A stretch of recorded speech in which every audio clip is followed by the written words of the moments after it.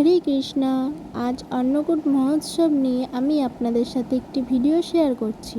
এই উৎসবটা হয়েছিল নবদ্বীপে। আমরা সেই দিন নবদ্বীপে গিয়ে অনুষ্ঠানটিতে যোগদান করেছিলাম। যেহেতু আজ অন্নকূট, তো গিরিরাজকে আজ অভিষেক করা হচ্ছে। অভিষেকে অনেক কিছুই ছিল, আপনারা দেখতে থাকুন। আশা করি ভিডিওটা ভালো লাগবে।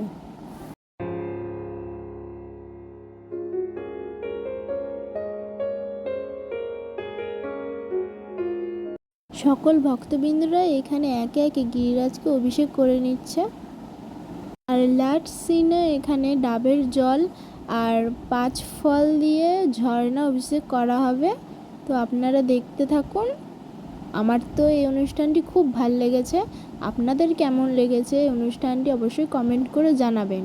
অভিষেক হয়ে যাওয়ার পরে একটি স্পেশাল কাজ, অন্নকূট কূট মানে পর্বত। অন্নকে পর্বতের মতন সাজাতে হবে।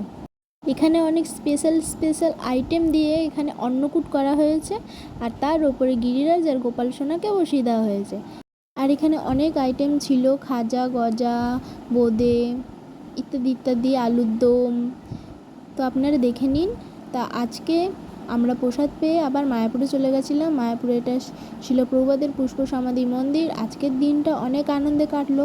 আপনাদের কেমন কেটেছে অবশ্যই কমেন্টে জানাবেন। আর এই ভিডিওটা কেমন লাগলো অবশ্যই জানাবেন। হরে কৃষ্ণা।